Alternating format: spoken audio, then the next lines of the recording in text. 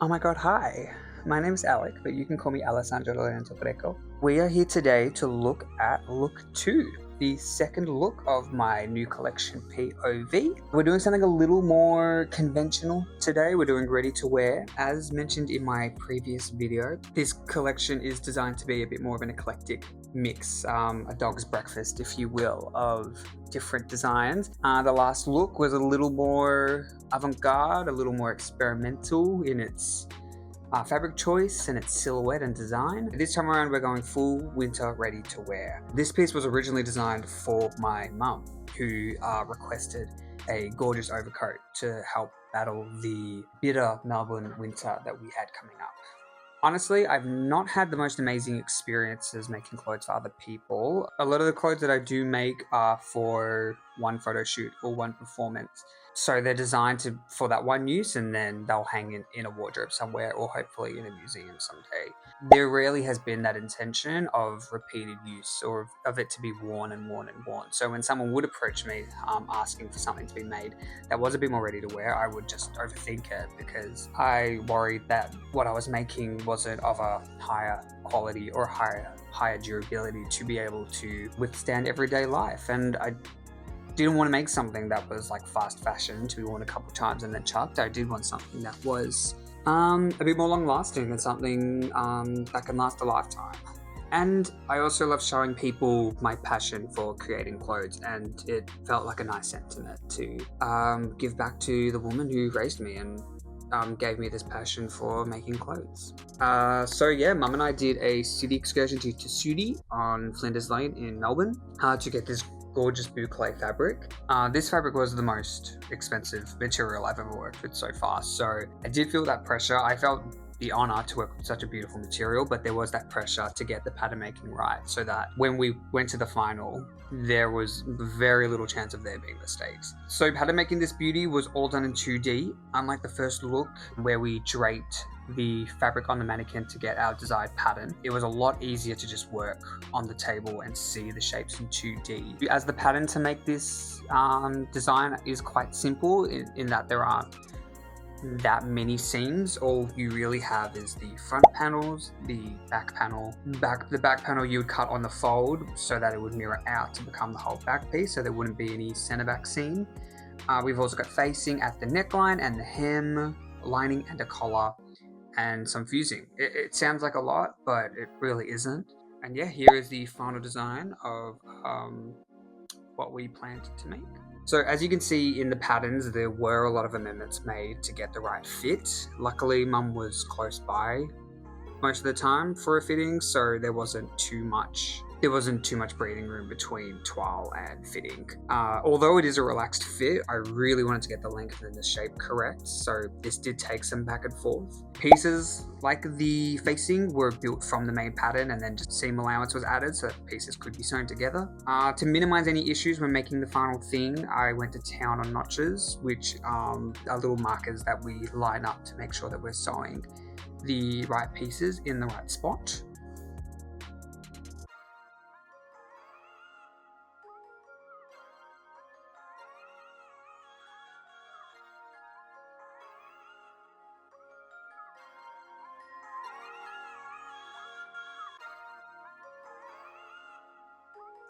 By the last fitting, Mum and I knew this was the winning formula, and it was time to make the final thing. As mentioned, this coat needed some fusing, and the fusing would sit just at the shoulders of the coat to give a bit of structure. So we needed the fusing to be on the wool and the lining fabric.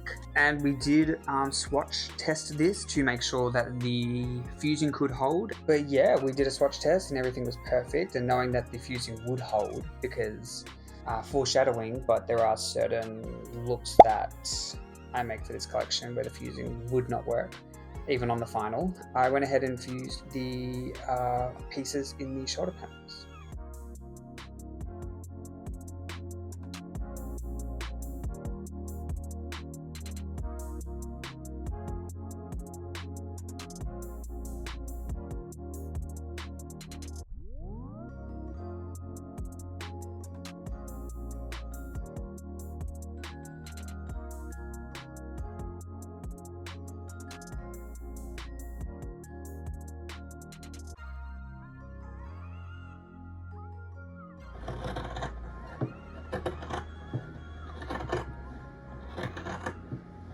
I did make the mistake of cutting the lining fabric on the fold, which distorted the panel completely. So the lining fabric, it was a synthetic, very slippery, very light, and so pop this down actually. So when you're cutting on the fold, you've got the fabric, you're folding it over, and then you're putting the panel very close to the edge, at the edge, so that once you cut it and you fan it out, you've got a symmetrical big pattern piece. But I did on the lining, which was slipping and sliding. So once I cut the fabric, notches were all over the place and the fabric was weirdly distorted and warped. So I had to go back to the pattern, fan it out on the pattern paper, so that when we went to cut the fabric, it was one big panel. For the lining fabric, I did go for a more cost-effective option, just getting a lining from Spotlight. I do find for lining fabrics, I recommend just going for a cheaper alternative. You can go for something more nicer, but at the end of the day, it just needs to serve the function of making it easy to put the clothes on the wearer, on the customer, as well as hiding all of the construction.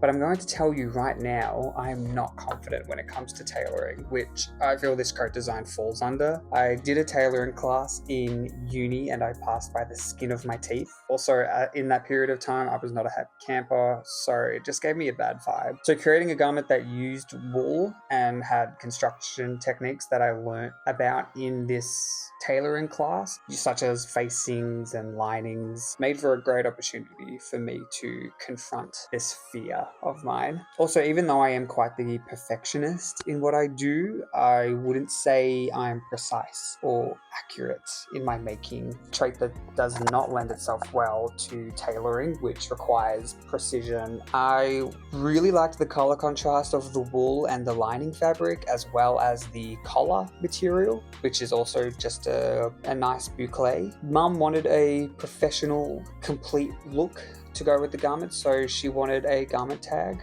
And while I do have my brand logo, I did opt for a homemade tag just for Mum. And at this point, I knew I wanted to contribute this piece to a bigger storyline or collection. I didn't want just one look to be a coat and that's it. I really wanted every look to be a fully realized head to toe ensemble. So I got to thinking about a top and bottom combo to go nicely with the coat. I had this idea of feeding wire through sewn channels in the top and bottom panel, and there being just the one panel that sits on the front of the body. It was a bit more experimental, a bit unusual, that would contrast nicely with the everyday classic design of the overcoat. So I made the look in the pinstripe fabric, which I think I got from uni for free, and I'm really glad I used it for this look. But I used the pinstripe for this wide look. I tried it on and it just wasn't clicking. I think it was actually the design I had in my mind, but once I was like putting it on my body, it just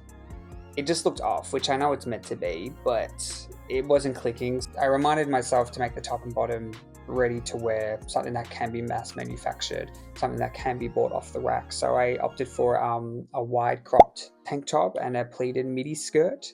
First, the midi skirt, I tried to make it on the mannequin, but I couldn't get the pleats to be evenly spaced, so I ended up just using mats to rule out where the pleats would go. I did find a video on YouTube on how to make this pleated skirt. It was incredibly helpful, and I didn't even bother twiling these pieces just because I felt they were quite straightforward.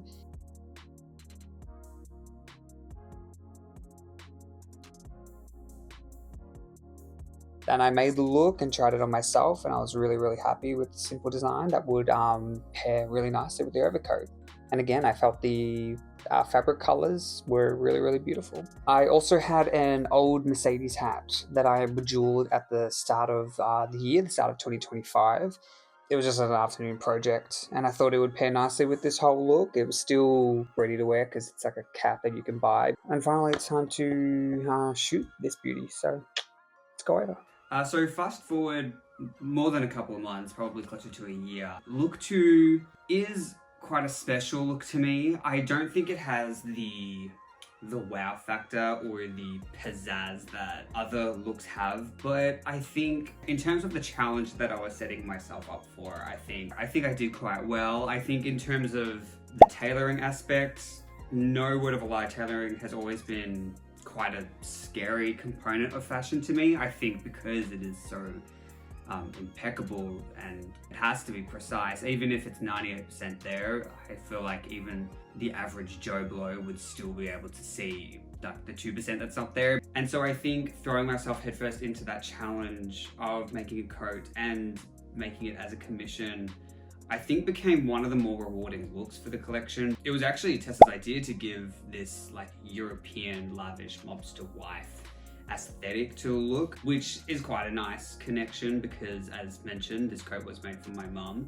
Marshall is an absolute darling, really carrying the gravitas and the sophistication that this look required. Even the finger wave hair and the makeup, yeah, really made this for a beautiful ready-to-wear look, which makes for a nice contrast up against the craziness and the bizarreness that will follow in this collection.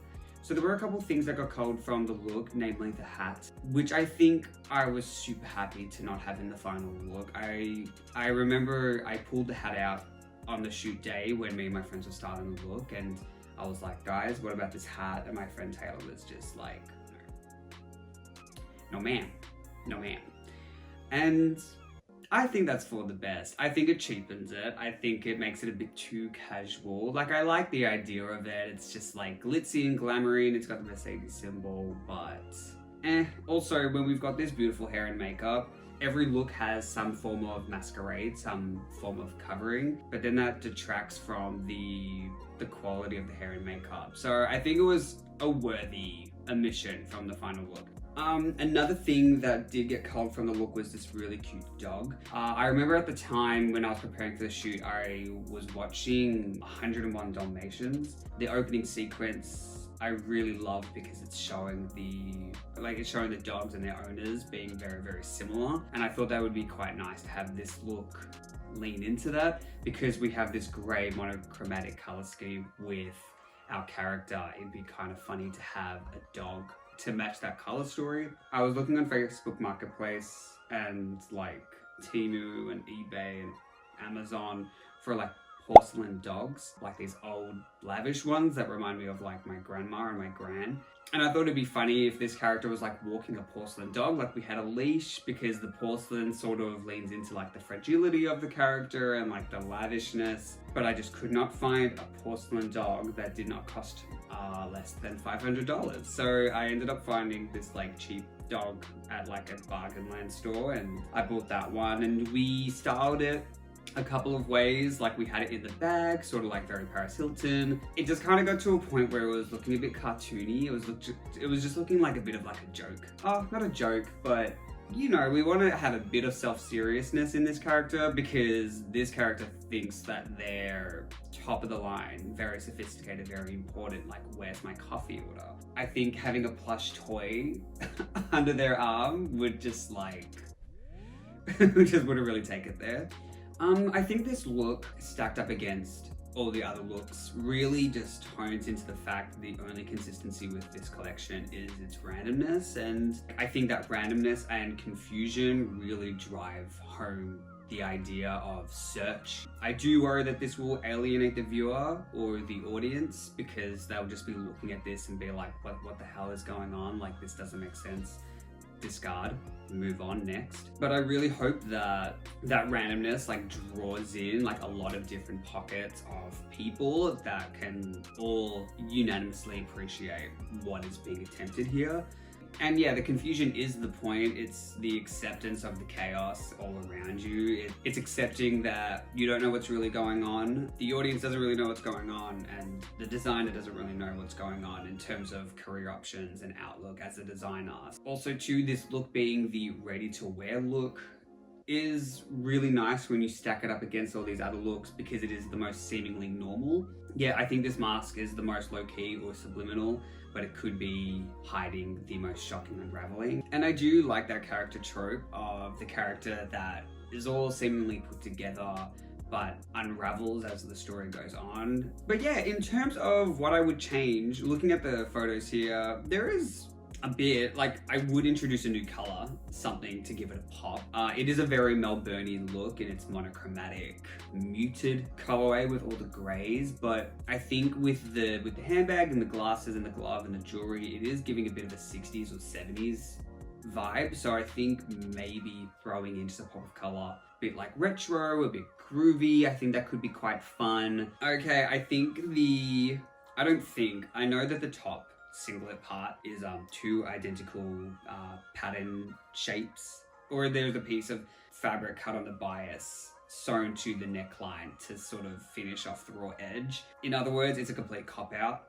I know this was only made to complete the look because, as I said, I wanted it to be a complete head-to-toe look and I wanted it to be something that could be mass-produced. But I do think this top was way too easy to make. I think it was a cop-out for me as a designer. I do think at this point in the design process, in the making process, the coat took its time and the skirt was like a new thing for me to learn. So then by the time it got to the top, I was just like, whatever. Like, it's going to be laid underneath the coat, so it shouldn't matter. You know, in hindsight, if I had more time, which I know I could have found more time to make it, I would make like a silk blouse or a nice tailored shirt, something that would, you know, really lean into this sophisticated character. Like, look, I can say that that's the design, but this character, this person of sophistication is Italian mobster wife, long Corella cigarette, fur coat updo father-son house of Gucci. She wouldn't be caught dead in this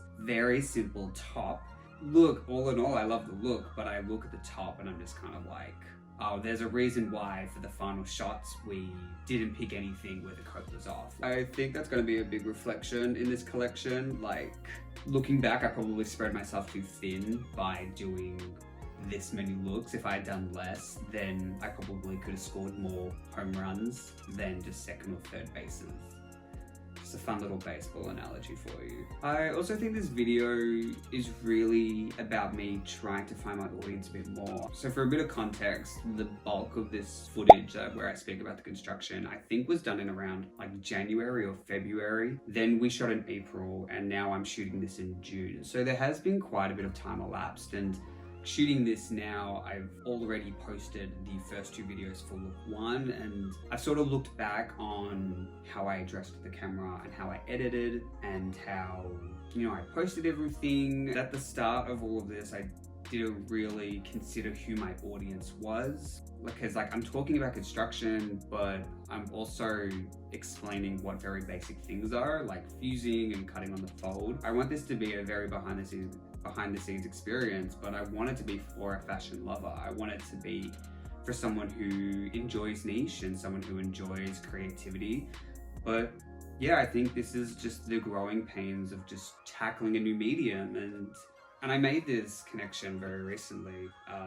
Similar to how the collection is about me finding my voice, I think the YouTube endeavor is about finding ways to project my voice and about finding ways to communicate my work. There are going to be misfires. There are going to be videos that I'm going to look back on in a couple months that I'm going to completely cringe at, and same with posts. And I think that's going to be the exact same with looks. And while I do love look 2, I do wish it was look 4 or look 5. I wish it was one of the ones in the middle, because I think with look 1 being so strong in its concept and then look 2 going to something a bit more normalized and a bit more everyday, I think there is a bit of a drop in the momentum, but I think what we do have coming up is going to be really, really exciting. So this one was look 2, the second look of my collection POV. I do need to give my love and my flowers to Marshall, our model, Zoe on makeup, Sage on hair, and of course Tess on styling. And if this is your first time seeing a video on my channel, my name is Alec, but you can call me Alessandro Lorenzo Greco, and I'm currently showcasing my newest collection POV on Instagram, TikTok, and here on YouTube. And yeah, keep following for more. We've got a lot of stuff coming your way, almost to the point of too much. But yeah, I want to thank you for tuning into this video. And yeah, we'll see you in the next one.